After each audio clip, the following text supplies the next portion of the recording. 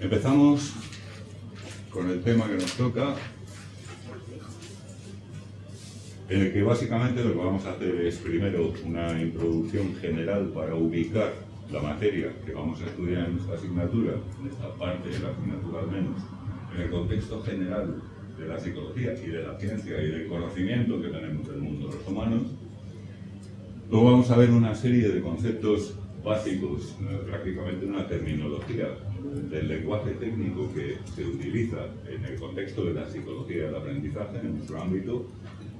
Y para terminar el tema, veremos los primeros o más antiguos, en realidad, filogenéticamente, y en cierto modo más simples sistemas de aprendizaje que existen, los preasociativos, la habituación y la sensibilización.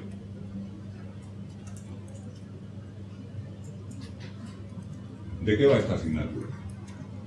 La pregunta más natural que surge a uno ante una nueva materia. ¿Esto de qué va? Pues se puede decir muy rápido. Las capacidades de aprendizaje que nuestra especie tiene en común con muchas otras.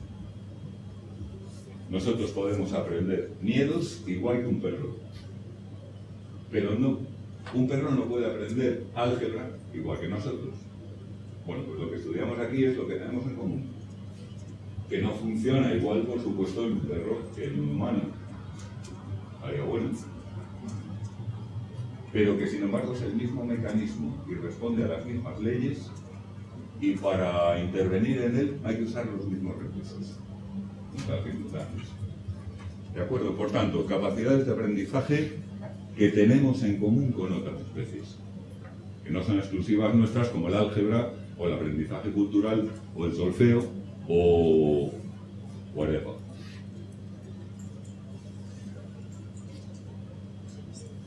Empecemos por una obviedad, así en plan axiomático.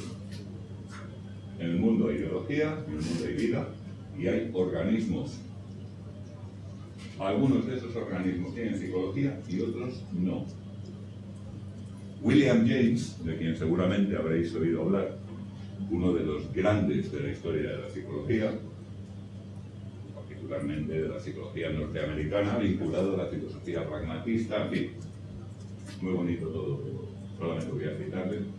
Dice al principio de su libro más importante sobre psicología, de los principios de psicología, se titula, que, claro, si yo voy a un árbol que está ahí en el bosque, en el linde del bosque, y le pego un hachazo con toda mi alma en el tronco, pues el árbol puede que vibre, como los dibujos animados. Puede que las hojas le tiemblen un poco, pero el árbol no reacciona. Si yo hago lo mismo con un ser humano, o con una cabra, es decir, le pego un hachazo en las piernas, en las patas, ahí voy a tener gritos, huida, contraataque, voy a tener reacción. William James parte de la idea intuitiva de que tener psicología es tener la capacidad de reaccionar a las cosas que pasan. Que evidentemente algunos organismos la tienen y otros no. Los árboles no, nosotros sí. Esto es evidente y deliberadamente evidente porque, como os decía, siempre está bien empezar por algo muy clarito y muy difícil de ver. Pero tener psicología, ¿qué significa? Pues profundísimo y nos podría llevar todo el cuatrimestre. Así que no vamos a entrar más allá de la brocha gorda. Provisionalmente y en términos muy sencillos, podríamos decir que un organismo, una entidad, tiene psicología si tiene reacciones y estados emocionales. Te dan el hachazo en los tobillos y tú reaccionas. Y además emocionalmente, Estados mentales. Por ejemplo, ¿pero por qué me atacas? ¿O qué está pasando aquí? ¿O a qué se debe esto? Estoy dudando sobre si tiene sentido la existencia. O estados mentales. En nuestro caso pueden ser muy sofisticados y en otras especies pueden ser más simples. Por ejemplo, el gato tiene la expectativa, estado mental, de que a una cierta hora se le dé de comer. Y hoy se va a joder porque vaya a llegar tarde. ¿Ves la idea, no? Y, finalmente, y evidentemente, un comportamiento. El árbol no hace nada. El organismo con psicología sí hace algo, huye, ataca, capacidad de conducta, de hacer cosas, de actividad global del organismo. Las características psicológicas son como si dijéramos una protrusión que le ha brotado a la biología. Algunos elementos de la biología, algunas especies, algunos organismos, además han desarrollado psicología. Los árboles no, los geranios tampoco. Las medusas es dudoso. Desde luego, las lagartijas, los cocodrilos, los cerdos y los humanos, sí. Cumplimos las características. Esto tiene una implicación importante. Todo lo biológico se mueve de acuerdo con la inmensa, grandísima ley de la evolución por selección natural, desarrollada, como recordaréis, simultáneamente por Charles Darwin y su colega Wallace. De hecho, parece ser que Darwin se apresuró a publicar El origen de las especies cuando se enteró de que Wallace estaba funcionando con la misma idea. Ya sabéis que los científicos, cuando se ponen primadonas, incluso los grandes, como Darwin y Wallace, se pueden poner muy primadonas. ¿Qué significa esto? Que nuestra psicología, nuestra, la tuya y la mía, muestran características que dependen, en gran parte, de cómo ha sido nuestra evolución por selección natural. Esta es una idea que suele costar asumir a muchas personas ahora. Hoy en día hay sectas de individuos, sobre todo en el mundo rico, el nuestro, que piensan que no, que nosotros somos todo cultura, somos todo espíritu, somos todo símbolo, pensamiento, lenguaje, como si fuéramos esos seres desencarnados, ¿no? Esto es contrario radicalmente a cantidades avasalladoras de evidencia científica rigurosa, en sentido contrario. Todas nuestras capacidades tan peculiares como especie humana están imbricadas e intrincadamente unidas a una base biológica que a su vez depende de la selección natural. Por eso tenemos muchas de las características que tenemos aún hoy en nuestro mundo tan lleno de cultura, de símbolo, de lenguaje, etc. Pero esto implica una cosa bastante clara, es que algunas características psicológicas, dada una especie y dado el ambiente de esa especie, van a ser más adaptativas que otras. Por ejemplo, es fácil imaginar una especie, no hay que imaginarla, hay muchísimas, para las cuales ante una situación de amenaza lo más adaptativo es huir. Pero para otras es camuflarse. Para otras es quedarse congeladas y rezar a todos los dioses de su especie porque el depredador pase de largo. Y así sucesivamente. Es decir, nuestras características psicológicas también están sometidas a selección natural. Eso no significa que como seas tú personalmente, desde el punto de vista psicológico, esté completamente determinado por la selección natural. El problema biológico-psicológico, probablemente más profundo y general, a que se enfrenta una especie que tiene psicología, es cómo conseguir un control adaptativo del propio comportamiento del individuo. Vale, ya tengo mis garras, ya tengo mi cuello largo, ya tengo mis dientes, ya tengo mis brazos, patas, capacidad de tal, que me viene dado por mi biología. ¿Ahora qué hago? ¿Cómo me comporto? Y ahí es donde la psicología toma el control.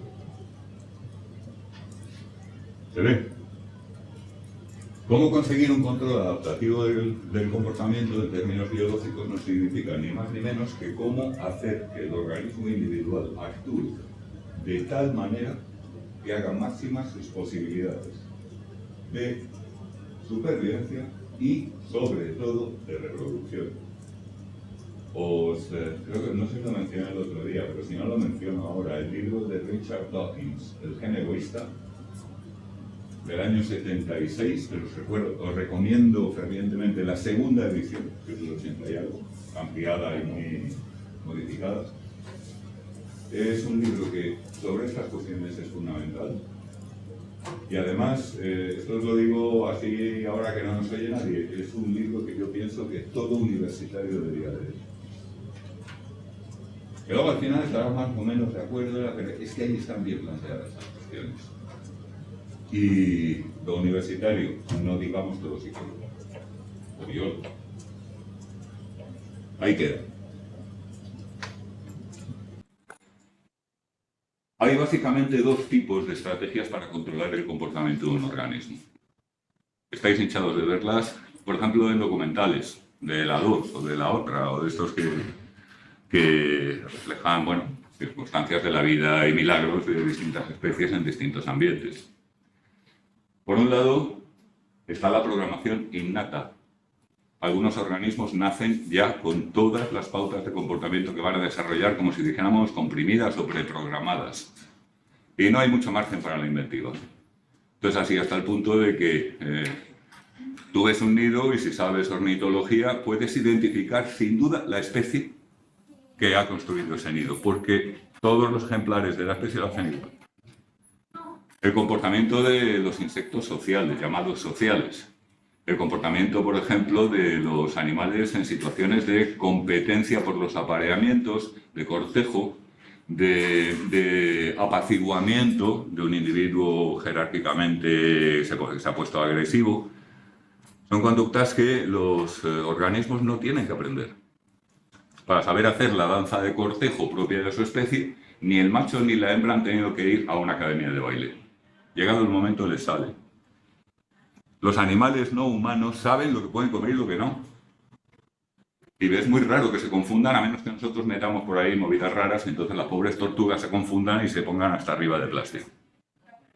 Pero sin intervención artificial, un animal sabe perfectamente lo que tiene que comer. A un humano lo abandonas a sus propios impulsos y muere estallando por atracón de chuches a los 3 años o 4 de edad. Tenemos que aprender a comer, incluso hay gente que se dedica a enseñarnos a comer. ¿Pero qué es esto? ¿Veis la idea? El control de la conducta se puede hacer también mediante capacidades flexibles, capacidades las que llamamos de aprendizaje. Esto implica que el organismo no nace como si dijéramos con la conducta programada, con el control de su comportamiento previamente establecido, la manera de las hormigas, etc., sino que nace con unas capacidades que le permiten ajustar su comportamiento sobre la marcha en tiempo ontogenético, en tiempo de su existencia individual, a lo que quiera que se vaya encontrando. Estas son sustancialmente las dos opciones. No hay casos extremos, probablemente, salvo, sí, en las innatas sí hay organismos cuya conducta está total y absolutamente preprogramada, pero no hay ningún organismo, ni siquiera nosotros, en que el control de su conducta sea 100% flexible. Incluso nosotros tenemos elementos preprogramados, aunque son tenues, no son algo tan claro, tan evidente y tan rígido como las danzas de apareamiento de algunos animales, etc. ¿De acuerdo?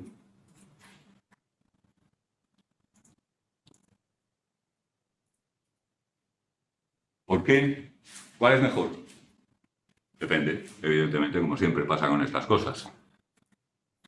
Hay circunstancias que hacen que las estrategias más innatas sean ventajosas. Los casos más o los factores más evidentes, primero, cuando la reproducción es masiva.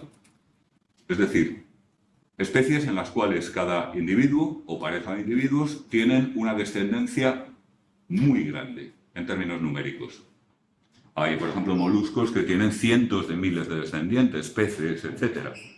¿Qué significa eso? Que la inversión parental de cada progenitor está muy repartida y, consiguientemente, el valor energético de cada descendiente es relativamente escaso. A una ostra le importa un pepino perder un huevo. Da igual.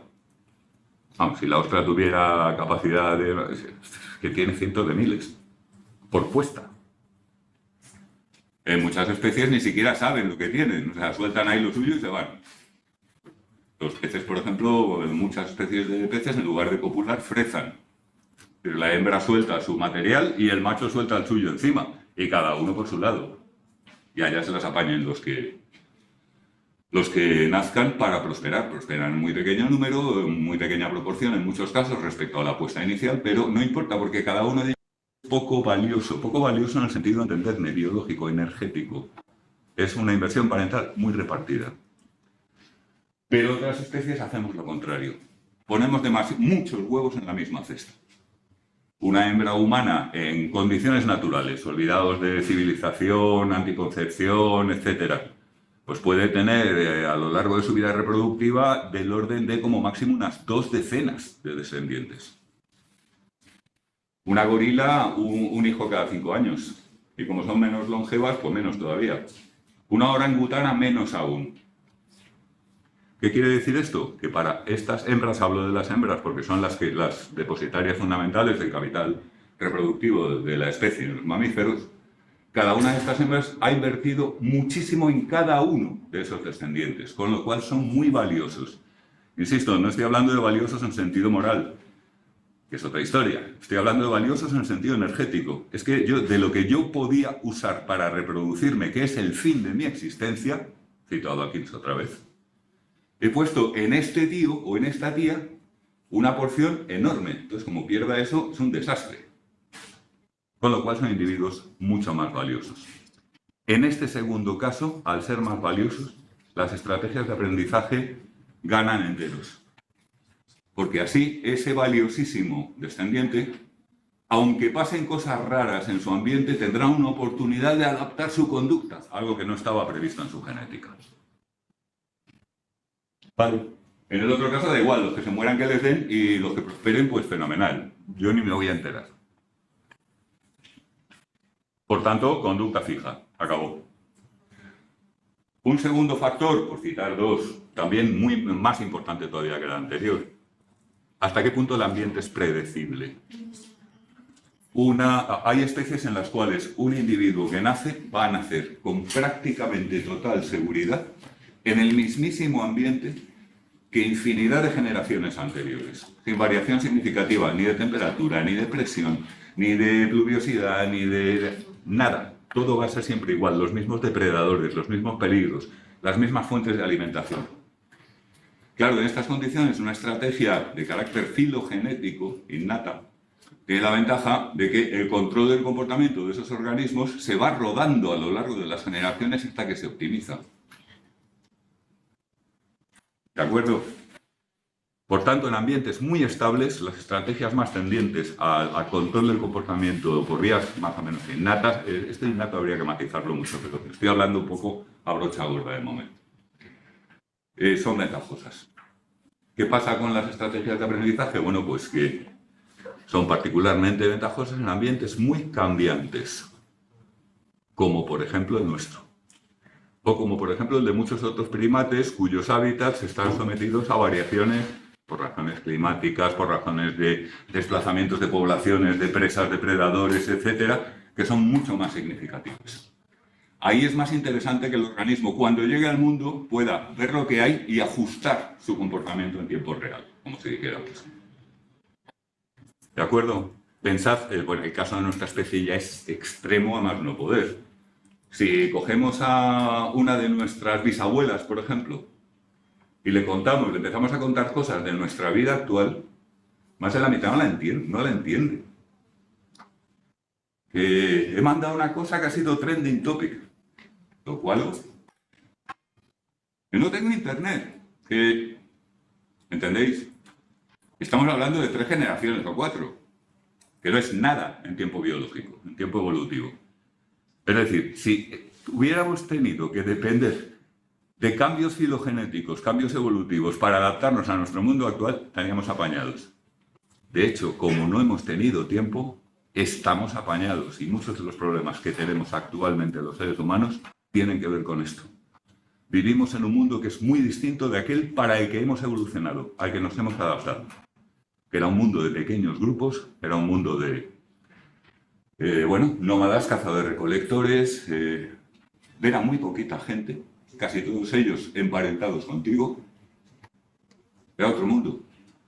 Es en el que evolucionamos. Nuestros cerebros son iguales que los de aquella gente de hace 50.000 años, pero nuestro mundo es completamente distinto. No estamos cableados para las grandes ciudades, no estamos cableados para reunirnos con desconocidos, con gente que no tiene ningún parentesco con nosotros. Y todo eso lo tenemos que solucionar de algún modo, y lo vamos solucionando como buenamente podemos con muchos problemas. Xenofobia, dificultades de integración, choques culturales. Es que nosotros no estábamos previstos para esto, estábamos previstos más bien para grupitos pequeños de gente que más o menos piensa todo lo mismo, cree en los mismos dioses y hace las mismas cosas. Se rige por las mismas reglas. ¿Se entiende? Pero en todo caso, para ambientes muy variables, el aprendizaje es ventajoso. Esto en cuanto a los pros y cons del control del comportamiento por la vía más filogenética o más ontogenética del aprendizaje. Como es evidente, en nuestra especie es muy importante.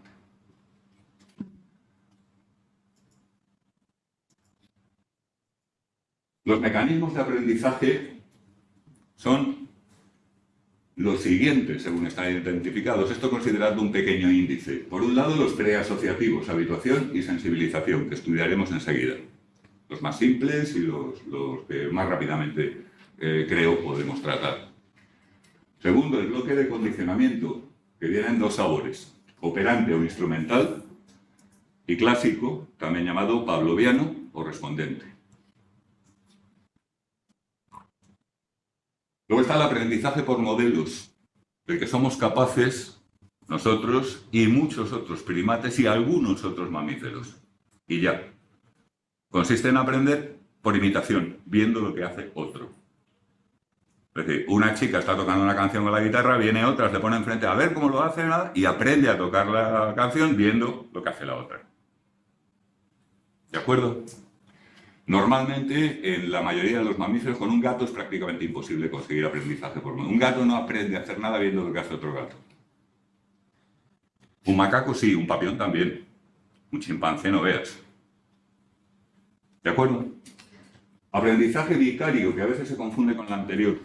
Es muy sencillo de recordar con un mnemotécnico, con un heurístico. Escarmentar en cabeza ajena.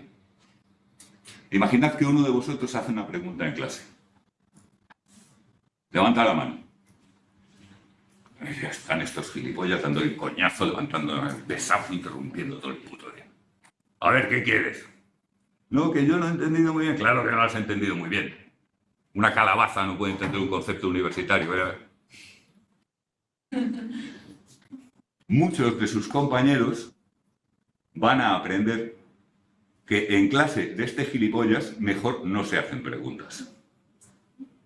Porque han visto lo que le ha pasado al que ha hecho esa conducta. ¿De acuerdo? Ahora bien, si tu perro, un segundo, si tu perro en un momento dado hace una trastada y tú, imaginemos que eres un pirado de estos del campo que maltrata a los animales a saco, le pegas 4 palos y tal y cual, el perro de al lado no ha aprendido nada en absoluto. No se entera. Y puede hacer la misma trastada con total inocencia. Aprendizaje vicario. Es como si dijéramos aprender en otro. ¿Vale? Pero vamos a ver. ¿Tenía usted una pregunta? Sí. Que no sé si está en cuadro. Sí. Nada, iba a preguntar que entonces cuál es la diferencia entre el vicario y el anterior. Pues que por modelos tú lo que aprendes es una secuencia de movimientos.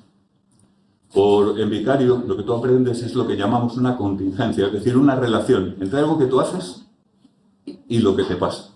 Vale. Pero sin que te llegue a pasar. Sí. Tú has visto que al otro le han echado una bronca. Y para tus adentros has dicho, bueno, tomo nota. No, yo casi mejor no pregunto. O se va a enterar ahora le pido preguntas, da igual. Pero tú has aprendido de lo que le ha ocurrido al otro a raíz de su conducta. El aprendizaje por modelos, tú simplemente tienes interés en una determinada actividad y ves cómo lo hace otro e imitas sus movimientos. Esa es la diferencia. Vale. No tiene por qué haber, en el caso de por modelos, no tiene por qué haber una consecuencia explícita de ninguna conducta, sino simplemente aprender eso, a copiar cómo lo ha hecho el otro organismo. ¿De acuerdo? Sí. Muy bien. Esto funciona. No sé si en casa lo están viendo bien.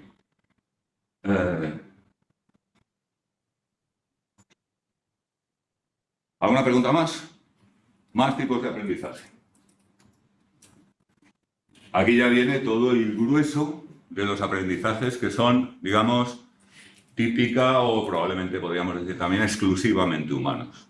Aprendizaje académico, estudias una asignatura, aprendes a leer, aprendes a escribir, te aprendes los principales autores del siglo de oro, matemáticas, resolver ecuaciones, aprendizaje de carácter cultural en sentido más amplio. Estos chicos y chicas muy pequeñitos que tienen un arte increíble en el baile o cante folclórico de la zona en la que se han criado, por ejemplo. Pero también nosotros sabemos todas las cosas que son adecuadas a hacer en nuestro contexto cultural y las que no. De forma que cuando viene alguien de muy lejos, hay muchas películas que explotan este recurso para hacer la gracia.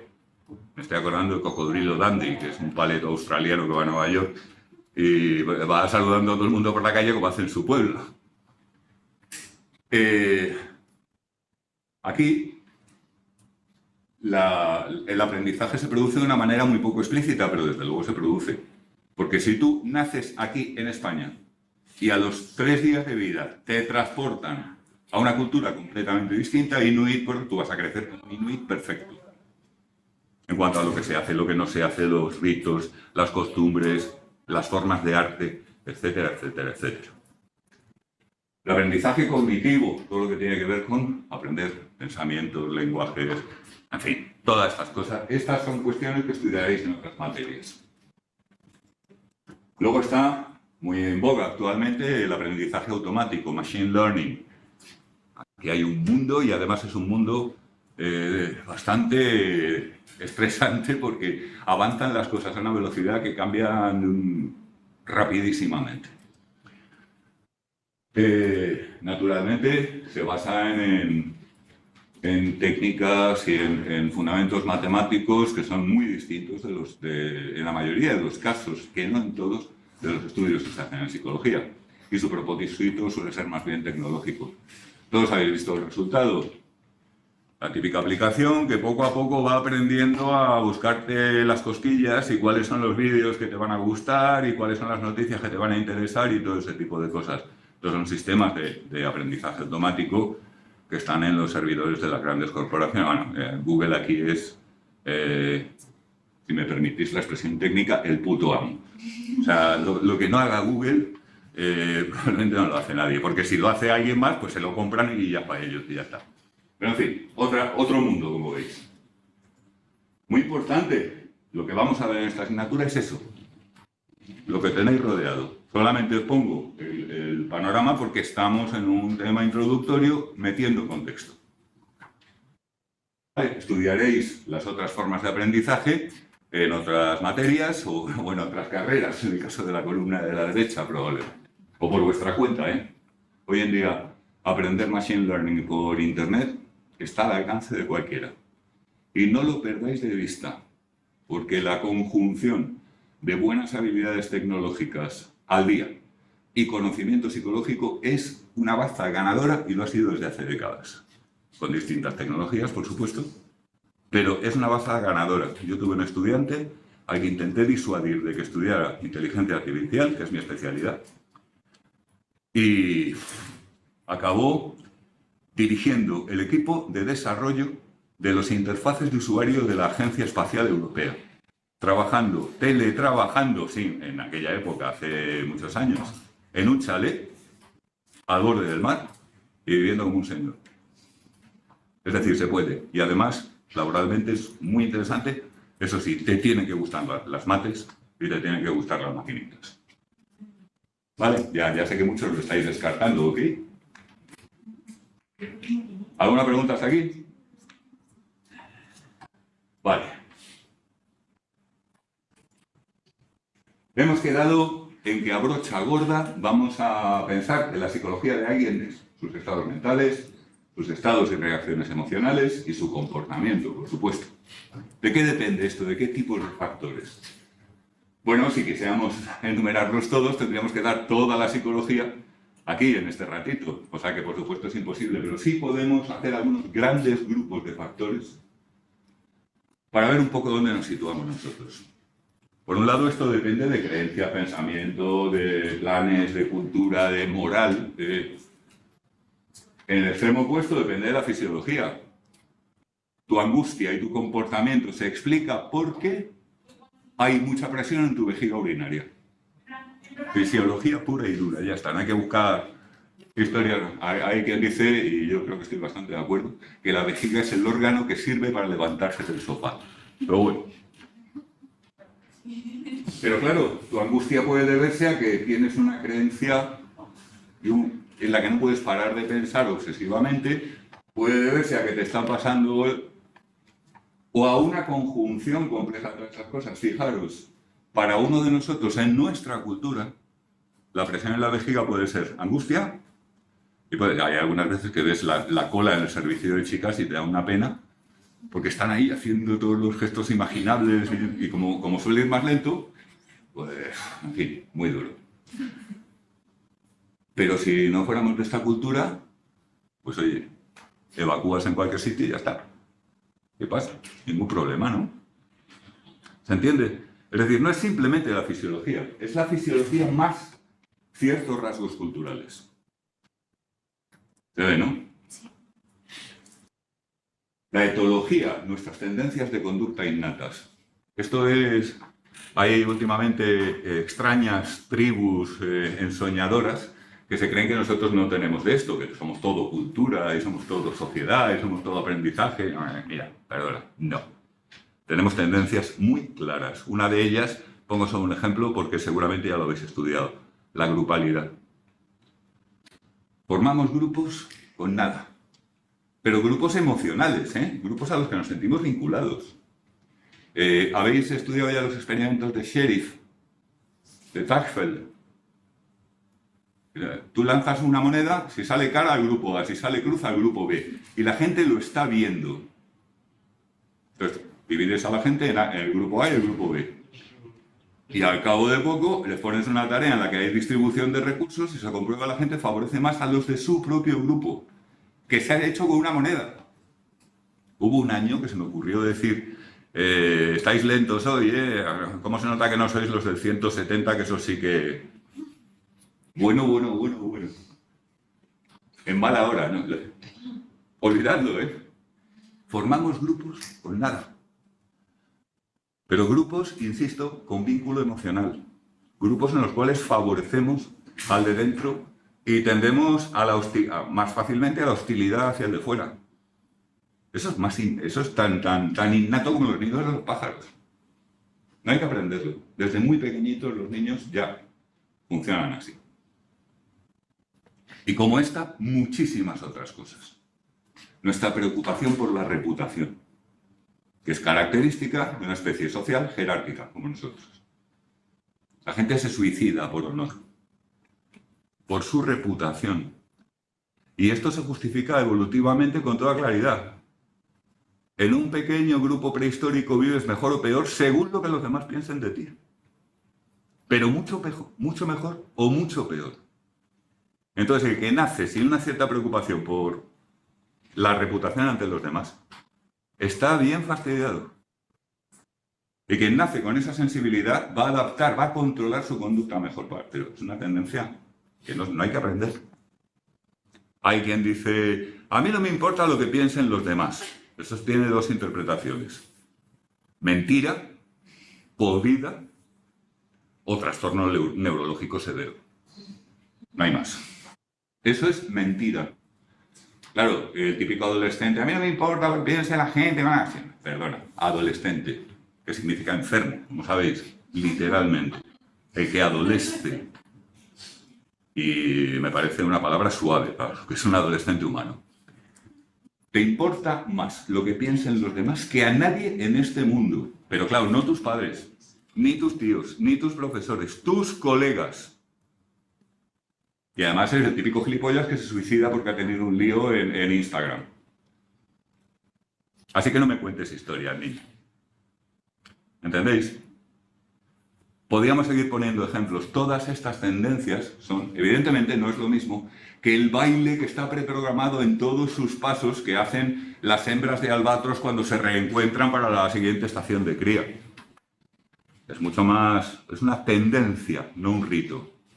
No es una conducta específica de la especie, como dicen a veces los etólogos, pero es una tendencia que está ahí y que es normal, natural e innata. Sí. Porque una persona aceptaría que en su grupo a otra persona de otro grupo diferente con respecto a lo que has dicho.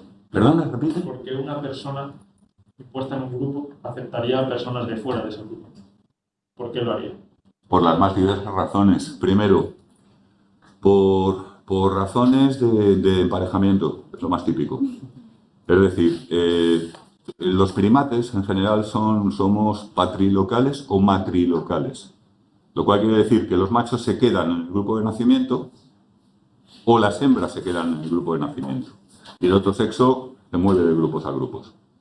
Ese es el caso más típico, por adopción, en ocasiones por fusión. En las circunstancias oportunas se da un cierto flujo por este tipo de motivos, pero es perfectamente normal, era perfectamente normal que un niño o una niña que nace en una determinada tropa, pues no pase años y años y años o incluso toda su vida sin ver a nadie que no sea de su tropa. Viene un tío raro por ahí por el bosque y al final, al final le acabamos aceptando, por ejemplo, o capturamos hembras, o capturan las nuestras. Perdonadme las chicas y sobre todo las que tengáis más tendencias feministas, pero es que esto era así. Y además tiene la lógica biológica de que la hembra es la portadora del capital reproductivo de la especie. Como decía, los espermatozoides son a duro el kilo. ¿Se entiende? Por todo este tipo de motivos sí se puede producir un cierto flujo. Y más vale que sea así. Bueno, luego está el comercio. El comercio parece ser incluso más antiguo bastante más antiguo que la agricultura. A juzgar por el hecho de que en determinados asentamientos que están lejísimos del mar se encuentran productos tipo conchas marinas. Y a la inversa, en asentamientos litorales se hallan objetos que están hechos con productos de alta montaña, lo cual indica, como este es un descubrimiento muy repetido y muy consistente, está claro que hace más de 12.000 o 15.000 años ya había un intercambio comercial importante. Claro, el comercio, el roce hace el cariño. En un momento determinado, pues el individuo o la individua con el que yo he estado comerciando, aunque sea de otro grupo, ya no es un desconocido, ya no es un xeno. En fin, esto da para muchísimo, pero hay bastantes motivos en que, incluso siendo como somos, se produzca un cierto flujo entre grupos. ¿Alguna pregunta más?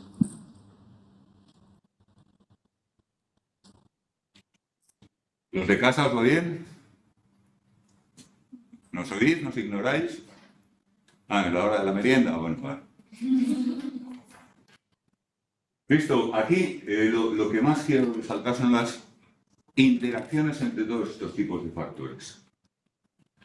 Una pauta de conducta de una persona se puede deber a unas creencias que se han desarrollado en parte por su etología y en parte por su condicionamiento, por su aprendizaje por condicionamiento, y que además, bajo determinadas circunstancias fisiológicas, se atenúa o se acentúa. Es decir, cuando se te sienta un paciente delante en sesión, tienes todo el amasijo con todas las flechas que faltan ahí, entrecruzándolo todo. Lo que quiero subrayar de este aspecto es sobre todo una cosa. Fijaos, el condicionamiento, columna central, y la tercera, es un bloque importante, un bloque entre otros, que interactúa con los demás, que a veces choca. El condicionamiento te lleva a hacer una cosa y la cultura te lleva a hacer otra, por ejemplo. Pero es un bloque más, pero importante. ¿Vale? No seré yo quien os diga que lo que estudiamos aquí es lo más importante de la psicología. Para eso tendría que ser conductista o psicótico, o bueno, mira, da igual. pero sí es un bloque importante. ¿Vale?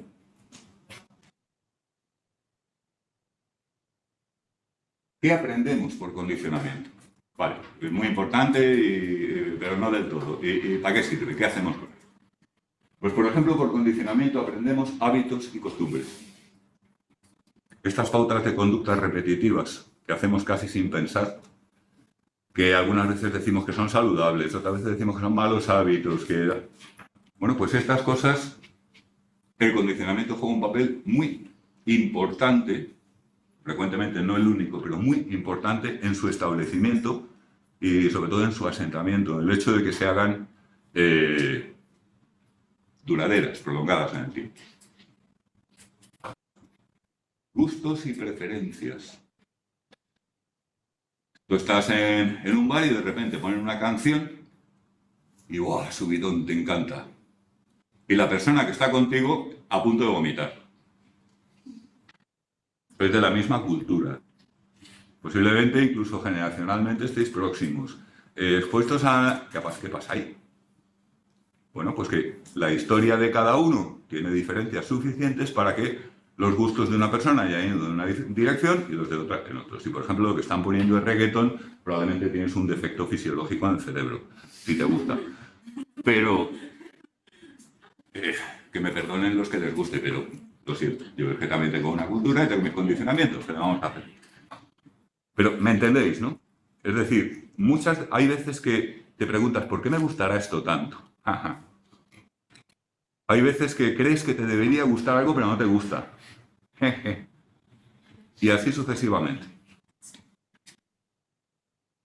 Por supuesto, gustos y preferencias en todos los sentidos. Desde las series, el tipo de películas, la alimentación, las bebidas, más dulce, menos dulce.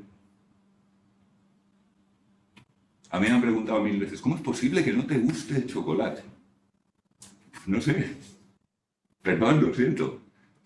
¿Qué le voy a hacer? Podría intentarlo, pero ¿para qué? ¿Se entiende, no? Las aversiones, aquello que nos tira para atrás. Estos congéneres nuestros, que genéticamente son prácticamente indistinguibles de nosotros, al menos no son más distinguibles de lo que nosotros lo somos unos de otros, les encanta comer insectos. A nosotros la idea de comer insectos nos está como duro. Y sin embargo comemos gambas. Desde un punto de vista biológico objetivo son la misma cosa. Caparazón quitinoso, etcétera, etcétera. No tienen alas, eso sí.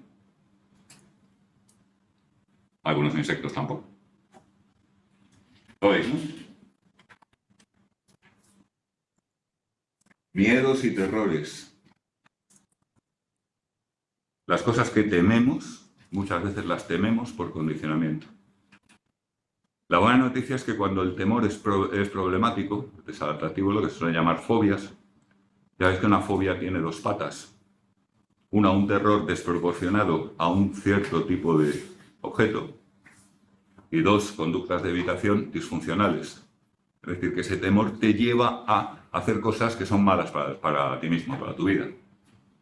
En esas condiciones podemos estar hablando de fobia. Ay, yo es que tengo fobia a los tiburones enloquecidos asesinos. No, eso no es fobia, colega. Primero, te cambia la vida. Y segundo, pues es un temor muy lógico, muy razonable. ¿Se entiende?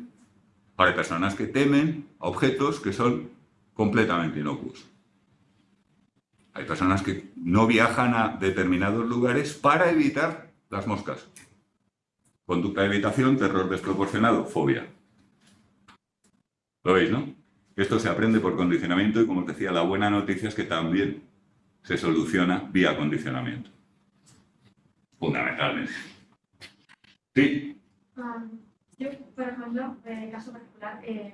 No te tengo en cuadro. Habla fuerte, por favor. Me he encontrado en una situación en que el ascensor se paraba en el 8º piso, yo dentro. Sí. Y mi hermano, haciendo el idiota, gritando, así que le he cogido miedo al ascensor. A mí esa fobia dudo que se me quite de ninguna forma. Ni condicionamiento, ni nada.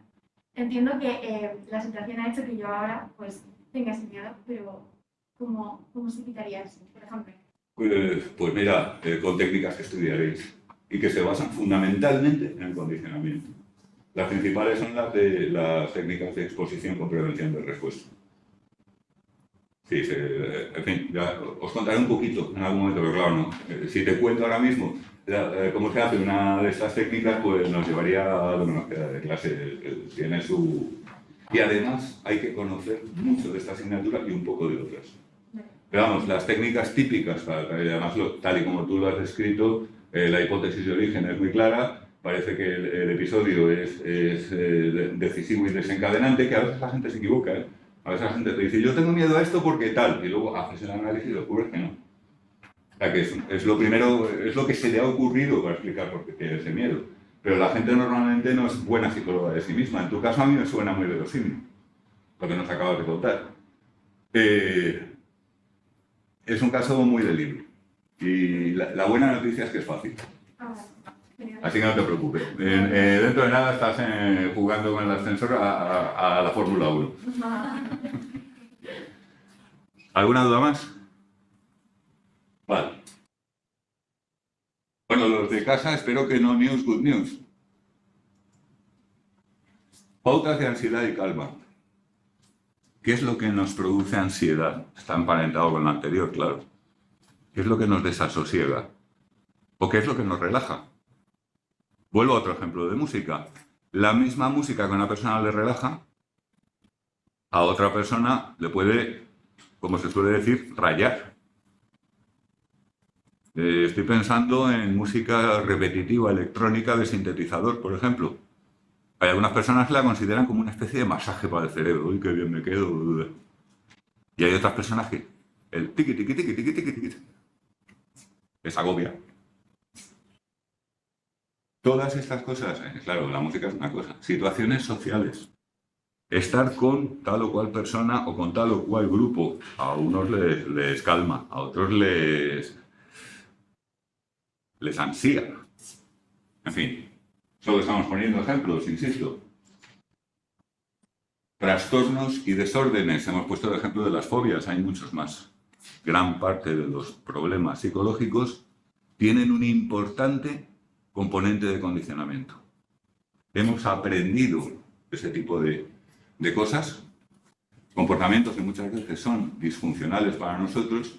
Pensad en el caso más típico, el TOC, el trastorno obsesivo-compulsivo. Típico ejemplo de persona que antes de salir de casa necesita ordenar todos los libros y que además tiene un temor enorme de que se produzca una invasión extraterrestre, que no puede dejar de darle vueltas. Es el componente obsesivo. El componente compulsivo es ordenar los libros frecuentemente. ¿Cómo se aprende esto? Bueno, primero está el pensamiento obsesivo, que su desarrollo y que llegue de ser una creencia a ser una obsesión es más complicado. Pero para que hablemos de TOC tenemos que tener también la conducta compulsiva, la ordenación de libros, o lavar las manos 1000 veces, o comprobar la cerradura 400, o lo que sea. La persona descubre por casualidad que hacer eso le calma un poquito. Y entonces cada vez lo hace más, y cada vez lo hace más, y cada vez lo hace más. Esa conducta se está reforzando, ya lo estudiaremos, se está reforzando negativamente, por una disminución de la ansiedad. Es como que tú le das a un botón y tu ansiedad baja un poco. Joder, te lías a darle al botón todo lo que puedas. Pues ordenar los libros para esa persona es el botón que reduce un poco la ansiedad.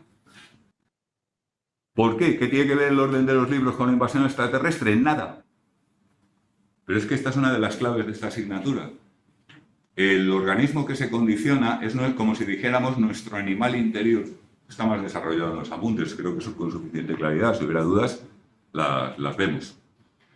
Entonces, explicarle, mira, bicho humano, no tiene nada que ver que ordenes los libros con que nos invadan o no los extraterrestres.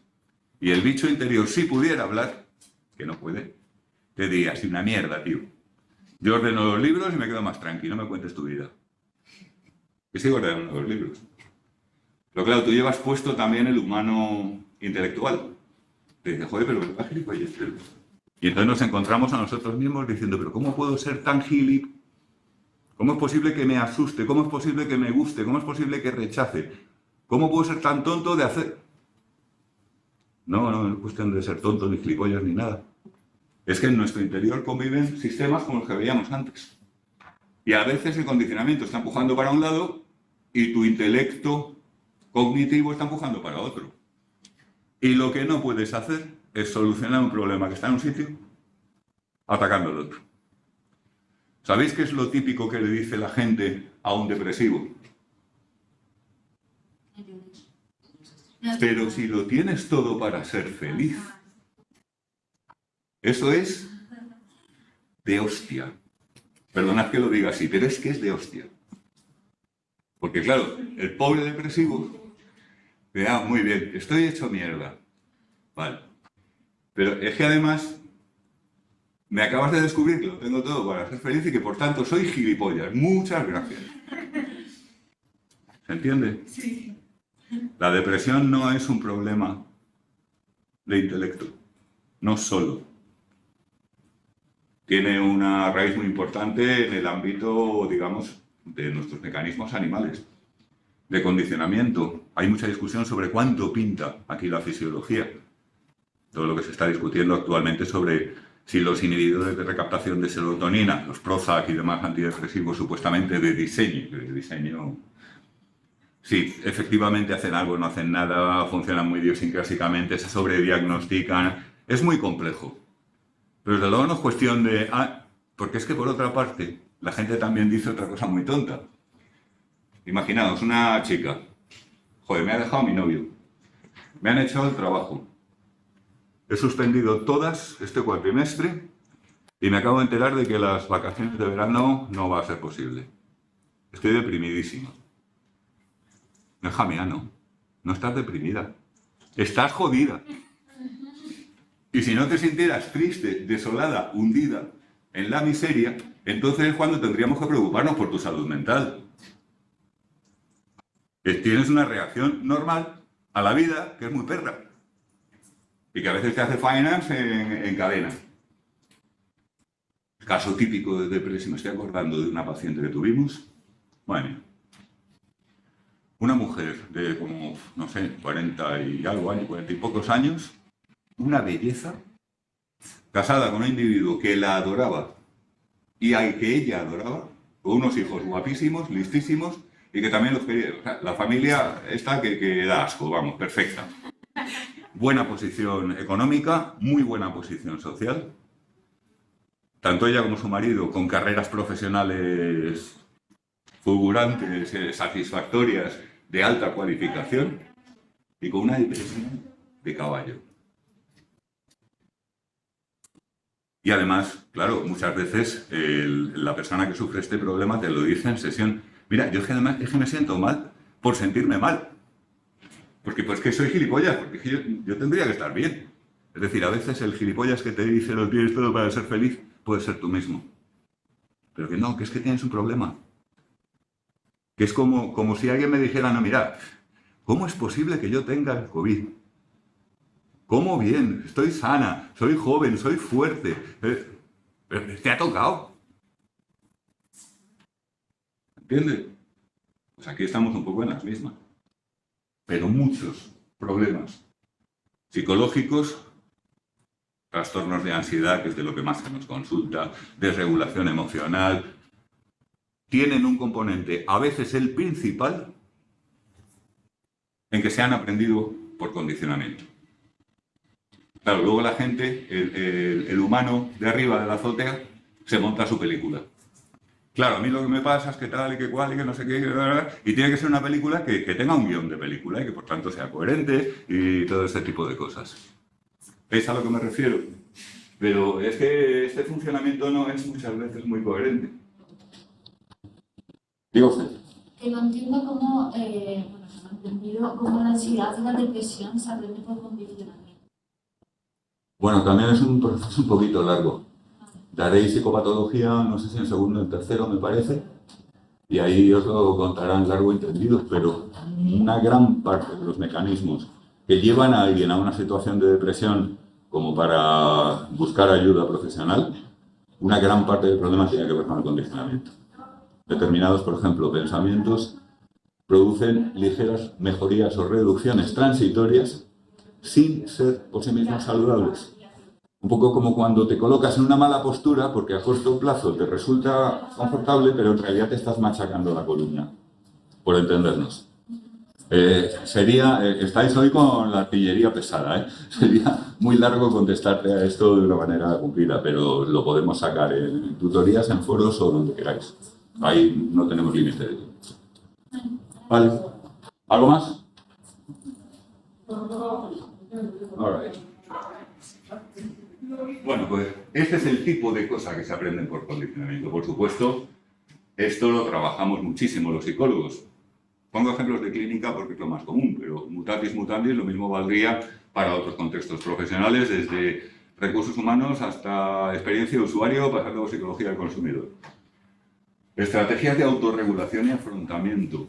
Es decir, ¿cuál es la mejor manera de reaccionar cuando me da la bajona de la muerte? ¿O qué puedo hacer yo para tratar de pensar, o qué estrategias tengo para controlar un acceso de ira? Pues la gente no las suele saber inventar, nosotros sí. Muchas veces el tratamiento clínico tiene un importantísimo componente de adiestramiento. Te voy a enseñar estrategias. Y un elemento central en ese adiestramiento, por supuesto, es que el sujeto lo aprenda por condicionamiento. No simplemente que se lo quede en la cabeza, que eso muchas veces no sirve de nada. Sino como si dijéramos que lo aprenda con el cuerpo entero. ¿Ve?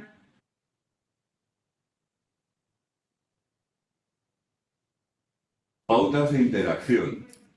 Esto da muchísimos quebraderos de cabeza. La gente también es una de las cosas más consultadas. ¿Cómo podría yo mejorar mis relaciones con los demás? Tengo dificultades para conocer gente. Asusto a la gente. No consigo llamarla, nadie se interesa por mí. Las interacciones muchas veces a la gente le resulta desagradable. Estas cosas se aprenden por condicionamiento. Tanto el problema como la solución. Los cursos de habilidades sociales muchas veces cambian la vida de la gente. Simplemente un cursito de habilidades sociales que te explica lo más básico sobre esas pautas de interacción y, casi lo más importante, te ayudan a ponerlas en práctica y a ir poniendo en marcha la maquinaria de aprendizaje. Lo mismo con la asertividad, en fin, un mundo. ¿Veis más o menos el panorama, no?